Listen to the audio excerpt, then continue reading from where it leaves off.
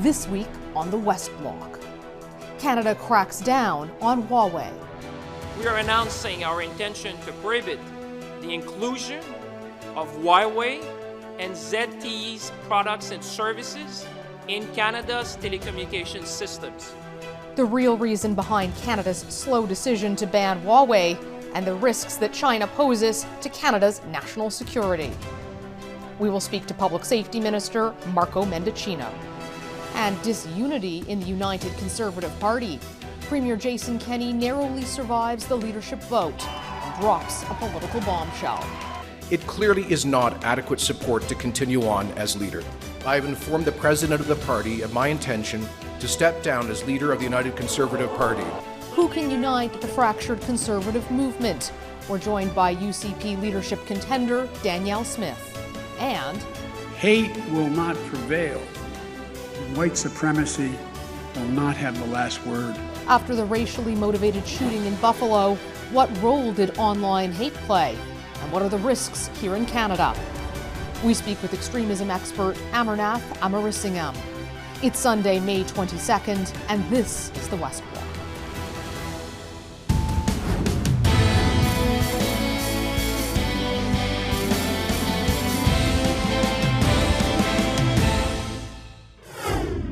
Hello, thanks for joining us today. It's great to be back. I'm Mercedes Stephenson.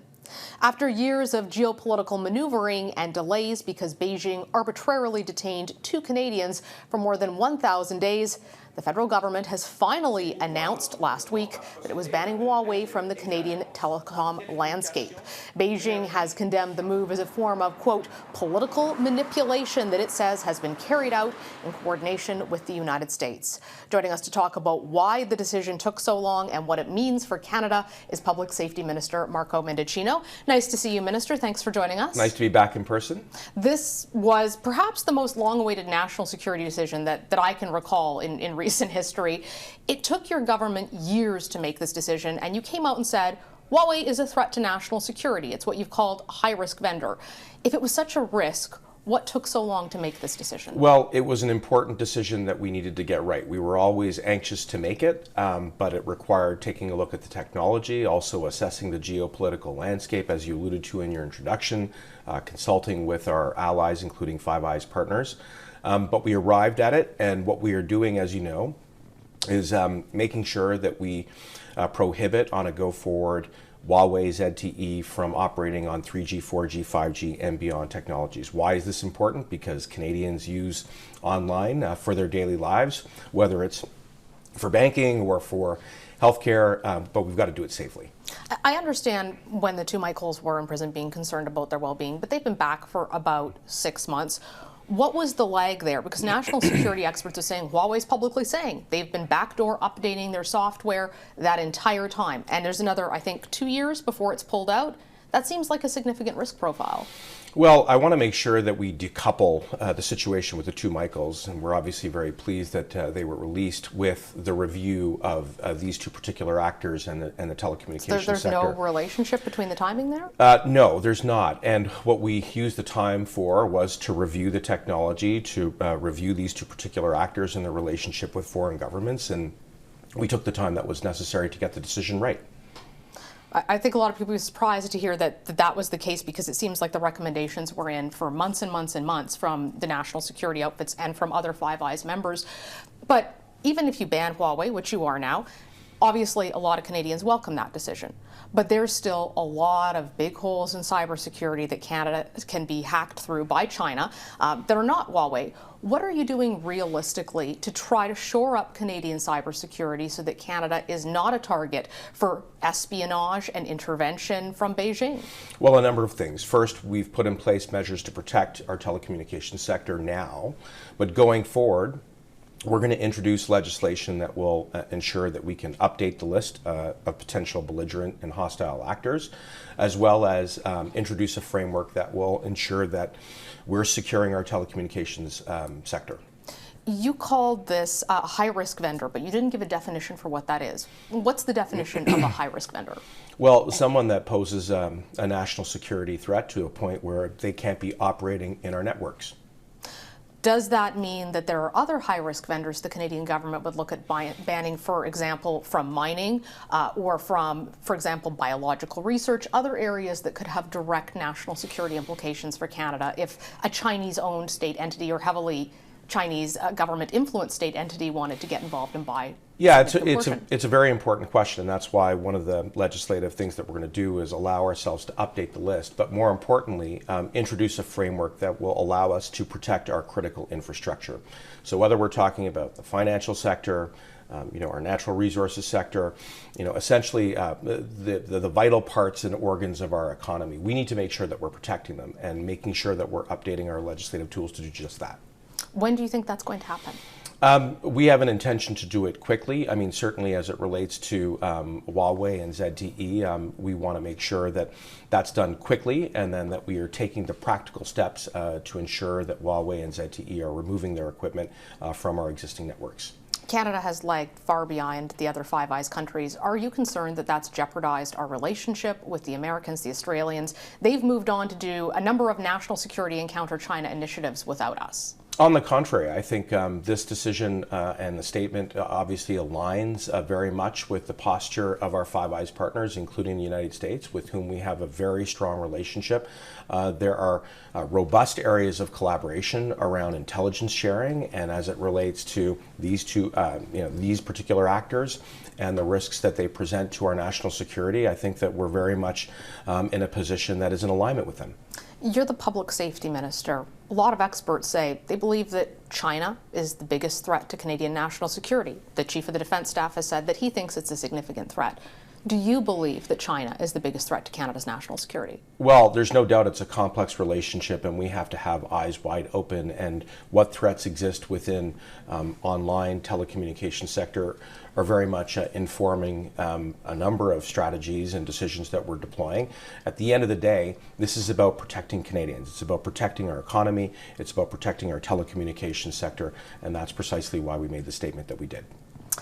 There are a number of Canadians, of course, who live and work in China. They're there for business. They're there because they have family connections. I've spoken to a number of them who are quite concerned about whether they could potentially be arbitrarily detained in some kind of retaliation. What is your advice to Canadians who are in China now or who are thinking about traveling to China? Well, our position is that Canadians and their rights should be protected and upheld wherever they are around the world, and we will continue to do that as a paramount value. We did it during the course of the detention, the arbitrary detention of the two Michaels. It took a lot of work, but we got them back. And it's important that we stand up for who we are as a democracy. I understand that you're saying the rights should be respected, but should and are two different things. Are you worried about the safety of Canadians who might be in China? Well, I think certainly, there are parts of the world in which we advise Canadians to be aware, and in some instances, we suggest that they don't travel to certain regions. So we do want to be, again, very sober about the complex world in which we live in, but where Canadians' rights are infringed upon, we will always call that out, and we will always do whatever it takes to defend Canadian interests both here and abroad. If a family member of yours was going to go to China, would you be worried about them, though? Well, look, this is not about me personally. This is about making sure that we defend Canadians, and that's what informed our statement, and that's why we're taking the decisions and the steps, again, to protect the telecommunications sector on which Canadians live out their lives increasingly, to protect our economy, which is a great source of innovation and productivity and growth, and ultimately to defend the Canadian interest. Minister Marco Mendicino, we appreciate your time, sir. Thank you for joining us, and we look forward to seeing that legislation when it's ready to help protect Canadian national security. Thank you, Mercedes. Up next, Alberta Premier Jason Kenney sent tremors through the political landscape, announcing his resignation Wednesday night. Now the race is on to replace him. We'll speak with Danielle Smith, one of the contenders to lead, after the break. Welcome back. Jaws dropped as Jason Kenney delivered a political bombshell last week, announcing his resignation. He did so despite a razor-thin victory in the leadership review. Now Alberta Conservatives need to find their next leader before next year's election.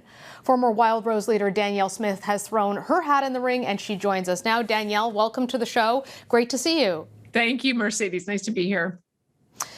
I remember back in 2015 when you talked about never going into politics again and being done with that sphere. You said you're different now, things are different now. What's changed for you? I think there was no appetite from the public for me to be back in politics from the way I left it. When Jim Prentice and I had a botched effort to try for unity and didn't consult the grassroots, we both got severely punished for it. And we ended up with 4 years of NDP government. And I think what's happened in the meantime is I didn't run away. I went right on to talk radio for 6 years after that. It was a little bit of a rough ride in my first couple of years on talk radio, but I think we had some wonderful conversations. I got to talk to Albertans from all walks of life. I really wish I'd had the opportunity to be on radio before I got into politics. It would have made me a better politician. But I think I'm now ready to come back in. I'm quite concerned at the division that I'm seeing in the conservative movement, and I'm hoping I can be a voice of unity. I was an early adopter of unity, albeit doing the wrong way. I was cheering Brian Jean and Jason Kenney along as they brought the two parties together. And I think the fact that both Brian Jean and I have jumped back in is a measure of just how much we want to keep the conservative movement united in the province. Well, Conservatives, both federally and in Alberta, seem to be having this issue of very deep divides in the Conservative movement, arguments over what it looks like, this splintering on the right, which has happened before, and traditionally Conservatives lose when you splinter on the right. But having watched what happened to Jason Kenney, where his most formidable foes and enemies were political insiders, what makes you think that you can unite the Conservative Party in Alberta? I don't know that it was, it's interesting because I think his caucus is surprisingly more united around him. I mean, there was a lot of pressure for him to step aside and an interim leader to come in, but he got caucus support. So I think that has to be considered. Where the Premier really lost ground was with the grassroots. And I've been to dozens of freedom meetings across the province. And what I've been surprised to see is just how many severely normal Albertans came out and just said, I've drawn a line in the sand. I just used to reflexively vote Conservative, but they went down a path on the issues around COVID, where they were interfering with my ability to get a job and keep a job. I can't go and travel and see my family. I couldn't go see my kids play hockey. My kids' mental health is suffering. And that brought out a lot of moms and dads in the 30s and 40s who said, we've got to do something different here. And I think the Premier maybe miscalculated when he brought in vaccine passports after saying he wasn't going to, what kind of reaction it would have. That's one part. The other thing too is he got a very strong mandate from the people in Alberta with the equalization referendum to go head to head battling Ottawa. And I think people feel like he hasn't put that at the forefront. So those are the two issues that have derailed him. There's a lot that unites the Conservatives still in Alberta, but I would say that it really was more of a grassroots backlash that he miscalculated on. I just want to ask you about the COVID mandates there, because obviously the vaccine passports and COVID mandates have been controversial. We saw the protest here in Ottawa, and it's been deeply divisive with a lot of anger. But public health officials were also saying vaccination is very important to defeat the pandemic, that it's important to maintain those public health measures. Would you not have taken those? Because a lot of people on the health side of things, experts we interviewed, were criticizing Jason Kenney for opening up too soon and being too lax. The vaccine passports never made sense. I mean, we were already beginning to see in July of last year in data from Israel that the number of people who were hospitalized were disproportionately those who were vaccinated. That we saw very early on that vaccination wears off. We saw very early on that it wasn't a sterilizing immunity, that you could still get and transmit and get very sick, even if you were vaccinated. And so to create this arbitrary line between Albertans and this arbitrary line between Canadians, to have some members of our society able to have full participation and other members not, I think that created unnecessary division. The language, I think, is something that Conservatives found offensive, at least the freedom-loving Conservatives found offensive. And I think that it's pretty clear now, after the various waves of Omicron 1 and Omicron 2 and Delta, and the number of people who are getting double and triple infected, even though they've been vaccinated, this arbitrary division, it makes no sense. And the passports make no sense. And the travel restrictions make no sense. And I'm glad to see. Well, I hear you on vaccination not being a panacea, but the health data is pretty clear that you get less sick with vaccination, you're less likely to die with vaccination. I haven't heard disagreement about that in the medical community. I think that, but that doesn't mean that somebody shouldn't be allowed to get on a plane if they're unvaccinated, or they shouldn't be allowed to go to a restaurant if they're unvaccinated. And it's those arbitrary rules that I think people got very upset about, and it caused unnecessary division as well. I think there's a different way of approaching it. Most of the people I know who are unvaccinated have gotten COVID. Some of them have gotten it a couple of times. And I think we could have solved this problem if we approached it the same way Europe did, where we recognized natural immunity. If you look at some of the But in Europe, there was all kinds of requirements for vaccine passports. I was just there. I was there in Ukraine and in Moldova and in Latvia, and there's absolutely a requirement for vaccine passports and lockdowns in a number of those European countries. And they acknowledged that natural immunity was also one measure of being able to get your passport. And I would have preferred to see that approach. I personally would have preferred to see the approach of some of our red state neighbors like Florida and Texas and South Dakota, because it became pretty clear by last year who the most impacted Canadians were. It was those who were most at risk, who were over the age of 70, multiple pre-existing conditions in long-term care. We could have taken a more focused approach on that rather than sacrificing our kids. I think that I'm grateful to the Premier that he recognized first that the kids were the ones who were the most impacted, and that's why we went in a different direction. And it's a shame that the rest of the country isn't going as fast. And it's certainly a shame that Ottawa isn't going fast enough on eliminating those restrictions too. Interesting perspective. Well, Danielle Smith, that's all the time we have, but thank you so much for joining us today. You bet. Thanks, Mercedes. Up next, the racially motivated killing of 10 black people in Buffalo is raising questions about white supremacist propaganda and conspiracy theories. What are the warning signs and how can it be stopped? That's up next. U.S. President Joe Biden traveled to Buffalo, New York last week to grieve with a community that was devastated after 10 black people were killed in a racially motivated shooting at a grocery store. The suspect is an 18-year-old man who is reported to have posted racist extremist views online.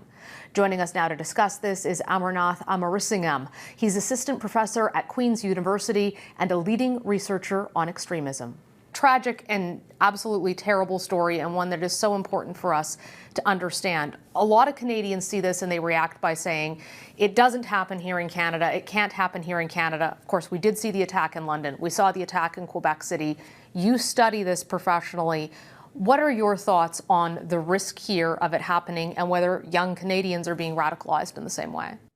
No, I think the risk is here, if not as much as in the US, it's definitely prevalent here. As you mentioned, the Quebec mosque attack was very much influenced by similar rhetoric. The London attack was influenced by similar rhetoric. There was similar rhetoric coming out of the trucker convoy in Ottawa.